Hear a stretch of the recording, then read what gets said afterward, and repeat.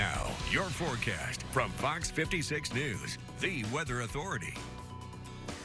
All right, and welcome back in. Quick view of the home view will show you that we are getting rid of a little bit of the cloud cover that we had from today's earlier showers. The last bit of sunlight is going to cover up the sky for us, try to sneak through some of those clouds, give you a cool little sunset this evening, at least some dry time in there for us through the rest of tonight before new showers and storms develop for us as we get into tomorrow. Close look at radar shows that there are some gaps in this cloud cover coming in, but the front itself that has moved through lifted north, and there's still some showers in the region. More are expected to develop. Now, our friends across southern Kentucky didn't get much of anything here today. A lot of us along the I-64 corridor picked up a good quarter to even a half of an inch or more of rain. We are going to tally plenty more onto that over the course of the next couple of days. As that front hangs out where it's at right now, we're going to see along it more showers and thunderstorms develop and work along that front as it sort of drops and sags back southward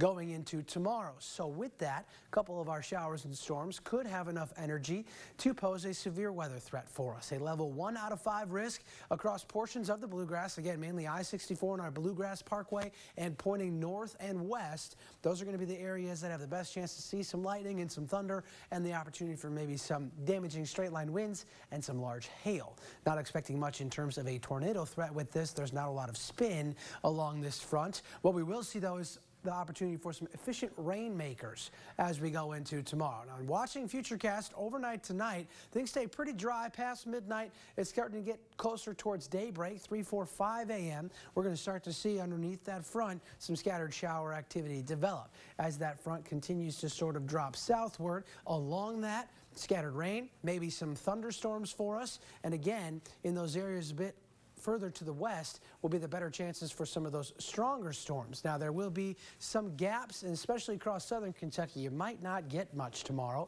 But as we roll into the afternoon, lingering activity along that front for northern Kentucky will be possible. And then we're going to see the opportunity for a couple isolated instances of some stronger storms. Again, really at any point there through the middle and later portion of this Wednesday event, we could see the chance for some of those severe storms to pop up. That's all going to lift north. We'll catch a little break, but then into Thursday, well, scattered activity starts all over again early in the morning and throughout the day. It's going to be on and off chances for scattered activity as a weak cold front pushes through the state, and with that, more pockets of heavy rain will be possible.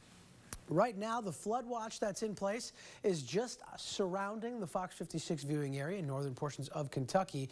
Wouldn't be surprised if a couple more counties get added to that because the opportunity for anywhere between, and this is quite the cutoff though, a ½ inch to 2, maybe even 3 inches is going to kind of line up right across I-64 and pointing north. So there will be plenty to keep an eye on the next 48 hours or so as these showers redevelop. Enjoy the quiet, dry time now. Plenty of warmth on our way. Friday does look like a bright spot. And then the weekend, more rain showers and thunderstorms exist.